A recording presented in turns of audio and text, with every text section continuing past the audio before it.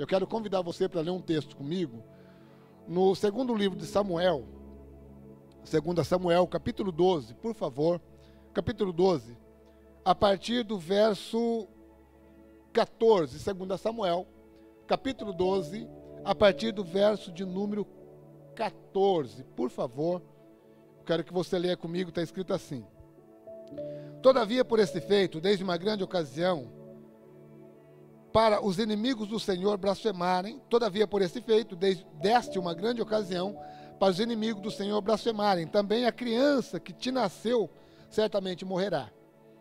E Natã partiu para a sua casa, e o Senhor feriu a criança, que a mulher de Urias deu a Davi. E ela ficou muito enferma. Davi então buscou a Deus pela criança. E Davi jejuou, entrou e ficou prostrado a noite toda sobre a terra. E os anciões da casa se levantaram e foram a ele para levantá-lo da terra. E sucedeu no 7º dia que a criança morreu. E os servos de Davi temiam contá-lo que a criança estava morta. Porque dizia: eis que enquanto a criança está viva, ou estava viva, nós falávamos com ele, mas ele não atentava para a nossa voz. Como então se afligirá a si mesmo se contarmos que a criança está morta? Mas quando Davi viu que os seus servos cochichavam, Davi percebeu que a criança estava morta, pelo que disse Davi aos seus servos: a criança morreu? E eles disseram: sim, ele está morto. Então Davi se levantou da terra, banhou-se e ungiu-se, trocou a indumentária e entrou na casa do Senhor e adorou. Então ele veio à sua própria casa, e quando ele solicitava, eles colocavam pão diante dele e ele comia. Então disseram os seus servos: que coisa é esta que fizeste? Jejuaste e planteaste pela criança enquanto ela estava viva. Mas quando a criança morreu, tu levantaste e comeste pão. E ele disse: enquanto a criança ainda estava viva, eu jejuei, planteei, porquanto eu dizia: quem poderá dizer se Deus será gracioso para comigo, de modo que a criança possa viver? Mas agora que ele está morto, por que eu deveria jejuar? Posso trazê-lo de volta à vida? Eu irei até ele, mas ele não retornará a mim. Amém, gente? Pessoal, você conhece a história, talvez até melhor do que eu. Quando isso aconteceu? Quero lembrar você aqui. Existe um dizer popular, isso não é bíblico, gente, um dizer popular por aí que dizem que mente vazia, ela é a oficina do cão. Não é verdade? Isso é um ditado popular que existe por aí. Era uma época de guerra. Os reis estavam na guerra. Porém, Davi estava onde? Davi estava no palácio, Davi estava em casa, sem fazer nada, desocupado. E por um momento, numa volta em cima do seu palácio, ele viu uma linda mulher, podemos dizer assim, tomando banho, ou talvez tomando sol lá na sua casa. E a Bíblia diz que Davi desejou essa mulher muito ele desejou essa mulher. E ele então mandou que buscassem essa mulher. E foram até a casa dela e trouxeram ela para o rei Davi. A Bíblia diz que Davi entrou a ela e ela engravidou-se. Então ele mandou a mulher embora, de volta para a casa dela. Só que essa mulher tinha um marido, e o marido dela era um soldado do exército de Davi. O nome dele era Urias. E ele estava guerreando por Davi. Ele estava na batalha por Davi, estava guerreando por ele. E quando Urias veio da guerra, a mulher estava grávida de Davi. Quando Urias veio da guerra, a mulher estava grávida de Davi. E Davi então fez com que Urias fosse embora para sua casa. Ele pediu para que Urias fosse embora para sua casa, só que ele usou um linguajar que geralmente não se usava naquela época. Ele disse para Urias: vai para sua casa e entra-te a tua mulher. Ou seja, ele estava mandando Urias ter relações com a sua própria esposa, uma coisa que era incomum, não precisava. E Urias então estranhou e não foi para sua casa. Ele ficou no palácio. E Davi insistiu muito para que Urias fosse embora. E ele não foi, então Davi mandou que Urias voltasse para a batalha, chamou Joabe, que era o capitão do seu exército, e disse que quando a batalha ficasse mais intensa, ele colocasse Urias na frente da batalha, então recuasse o exército para que Urias morresse. E isso aconteceu. Davi, então, dessa forma, mandou matar Urias. E quando Urias morreu, então ele tomou a mulher de Urias para ele. E Deus usou agora um profeta chamado Natã, para que ele fosse até a casa de Davi e contasse uma história para Davi. Eu estou contando a história aqui para nós entrarmos na palavra, naquilo que eu quero passar para você. E quando esse profeta vai até a casa de Davi, ele conta uma história. Ele diz, Davi, numa cidade morava 2 pessoas. Morava uma pessoa muito rica, tinha ovelhas, camelo, tinha tudo. Mas também morava alguém que não tinha nada. Alguém que só tinha uma ovelha, e essa ovelha era tudo para ele. E passando viajante pela cidade, essa pessoa rica pegou do pobre a única ovelha que ele tinha, matou, cozinhou e deu para o viajante comer. Serviu o viajante com a ovelha do pobre. Agora o rico tinha muitas ovelhas, né? Davi então ficou irado, bateu na mesa, xingou todo mundo, falou, esse cara rico merece morrer. Então Natã disse para ele, Davi, você não pode dizer isso porque essa pessoa é você. Davi tinha 500 mulheres, mas matou Urias para ficar com Betseba. Deus disse, o profeta Natã disse para Davi, Davi, você não pode dizer isso, você matou Urias para ficar com a sua esposa, você não pode. E Deus então, através do profeta, ele falou, e outra coisa que você fez, você deu motivo para que os inimigos de Israel blasfemassem contra o Deus de Israel. E por causa disso, Davi, essa criança em que ela está esperando, não vai viver. Ela vai morrer. O profeta disse isso. E foi embora para a casa dele. No texto que nós lemos, o profeta disse isso e foi embora para a casa dele.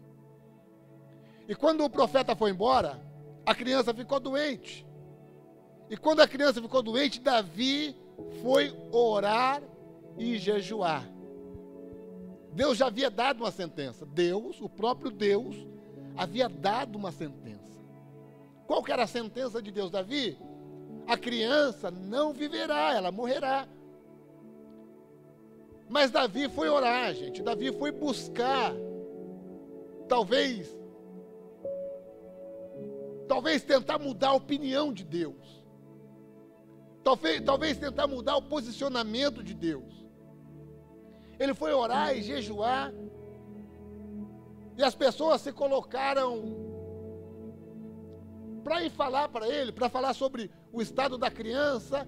Enquanto a criança estava viva, as pessoas iam falar com Davi. Ele não dava ouvido. E a Bíblia diz que ele ficou por 7 dias, ele não comeu. Por 7 dias ele não bebeu. Por 7 dias ele não tomou banho.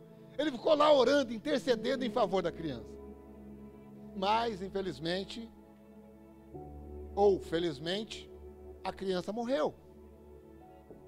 A criança, o filho de Davi, morreu. Davi perdeu, talvez, o que ele mais esperasse naquele momento, que era o filho. Ele perdeu o filho. E não estou dizendo que você não tem o direito de chorar por uma perca.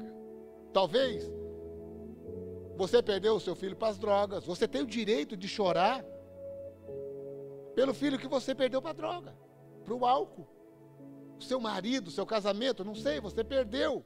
Você tem o direito de chorar.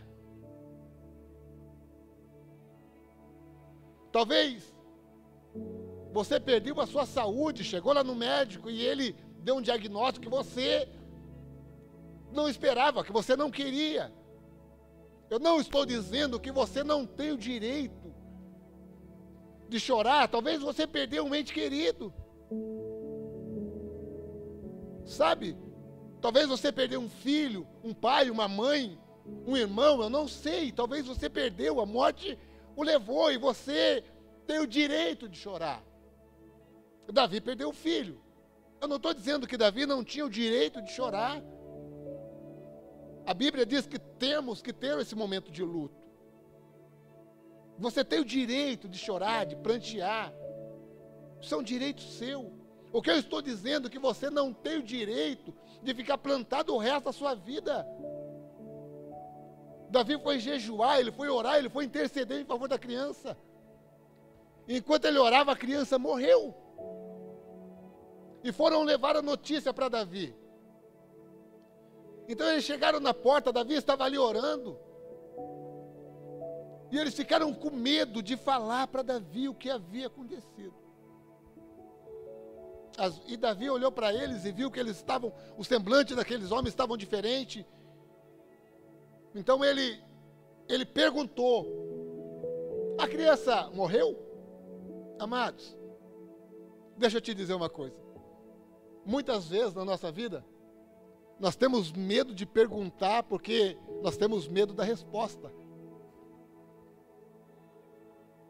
Não é verdade? O filho chega em casa com o olho vermelho desse tamanho, mas nós temos medo de perguntar: viu, filho, aí você está envolvido com droga? Porque nós temos medo da resposta. Sabe? Temos medo da resposta. A nossa filha ou filho começa, sabe, a ter uns comportamentos diferentes. E nós temos medo de perguntar porque temos medo da resposta.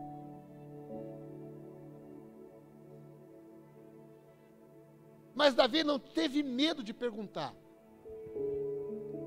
Ele olhou para os homens que estavam cochichando e disse: e aí, a criança morreu? E eles disseram: morreu. Davi tinha todos os motivos do mundo para falar para aqueles homens: então sai daqui, eu vou fechar a porta, eu vou ficar aqui chorando porque Deus levou o meu filho, eu perdi algo mais precioso que eu tinha nesse momento. Davi tinha todo o direito do mundo de fazer isso, porque era um filho que Deus levou, era um filho. Mas Davi era um rei. E não se tratava de Davi, se tratava do reino. As pessoas do reino dependiam da administração e da direção de Davi. Então não se tratava de Davi, se tratava do reino. Eu estou dizendo para você que você tem o direito de se lamentar, de chorar sua perca. Talvez você chegou hoje de manhã, lá na empresa que você trabalha, o seu cartão não estava lá. Você tem o direito de se lamentar a perca. Você tem o direito de se prostrar. Mas o que eu quero dizer para você é que você não tem o direito de ficar prostrado. Porque não se trata de você, se trata do reino. Não se trata de você, se trata do reino. Quando Davi recebeu a notícia, ele pergunta: e aí, a criança vive? Não, morreu, a criança morreu. Aí Davi disse assim: não, então vou me levantar.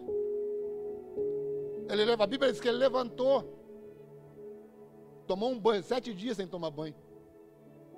Tomou um banho, trocou de roupa e foi para a casa do Senhor o adorar. Porque não se trata de Davi, aqui se trata do reino. A história não se trata se trata do reino. As pessoas da nação judaica, as pessoas de Israel, dependiam de Davi. Não se trata de você, se trata daqueles que dependem de você, se trata do reino. Você tem o direito de chorar sua perca, mas você não tem o direito de ficar prostrado. Não tem o direito. O que me chama a atenção nesse texto é a capacidade de Davi de se levantar mesmo depois de uma perca desse tamanho. Mesmo depois de uma perca desse tamanho, ele se levanta, toma um banho, troca de roupa e vai para a casa do Senhor o adorar. Ele sai da igreja, amados, ele sai e vai para a casa dele. Quando ele chega na casa dele, ele senta na mesa 7 dias sem comer, jejuando e orando, ele senta na mesa e diz: pão para mim, quero comer. E o pessoal começa a servir, Davi começa a comer. E o pessoal não entende o que está acontecendo, porque Davi era para estar prostrado, Davi era para estar chorando a perca, Davi era para estar reclamando. Não, Davi se levanta, porque ele entende que não depende dele, o que não se trata dele, se trata do reino. E as pessoas então perguntam para ele, está no texto que lemos, né? O que é isso que você está fazendo? Quer ver? Versículo 21 do capítulo 12, o pessoal diz assim para ele: então disseram a ele, os seus servos, que coisa é esta que fizeram? Eles estranharam porque não era normal. Davi era para estar chorando, Davi era para estar planteando. Que coisa é essa que fizesse? Jejuasse e planteasse pela criança enquanto ela estava viva. Mas quando ela morre, aí eles dizem para ele assim: mas quando a criança morreu, você se levantou e veio comer pão? Estavam, sabe, na cabeça deles, não encaixava as coisas. Capacidade de se levantar em tempos de dificuldade. A necessidade de se levantar em tempos difíceis. Davi resolveu se levantar. No dia da sua maior perca, ele resolveu se levantar e não ficar prostrado. Eu disse aqui um tempo atrás, e volto a repetir: o fracassado não é o que cai, mas o fracassado é aquele que decide ficar caído, que não se levanta. Sabe? Estamos vivendo em tempos difíceis? Estamos. Estamos atravessando tempo difícil? Estamos. Tem um amigo que perdeu 2 pessoas da mesma família esta semana. Essa semana, 2 pessoas. Enterrou uma num dia, no outro dia ele enterrou a outra. 2 pessoas. Eu conversando com ele, ele me disse: pastor, somos muito bons, nós da igreja, evangélicos, somos muito bons para aconselhar os outros. Mas nós também sofremos. Só que ele disse algo para mim que me comoveu na hora. Ele disse: mas Deus fez o que era melhor para eles. Mas pastor, não, pastor, não muda nada. Deus só fez o que era melhor. Ele decidiu, ele entendeu que tudo está na mão de Deus. Tudo. Deus levou porque tinha que levar. Pronto. Amados, se levante. Se levante. Está difícil, se levante. Perdeu, se levante. Sabe, nós somos bons também, sabem quem? Culpar os outros. Nós perdemos, é culpa dos outros. O casamento está ruim porque é culpa dela ou é culpa dele. Perdemos o emprego, é culpa da empresa. E nunca é culpa de nós, é culpa da pandemia, é culpa de todo mundo. Se levante, perdeu esse, vai atrás de outro. Sabe, se levante, não fique prostrado. Nós precisamos entender que nós temos a necessidade de se levantar em tempos de dificuldade. Porque não se trata de nós, se trata do reino. Não se trata de nós, se trata do reino, entende isso? Se levante, em nome de Jesus, amém, gente?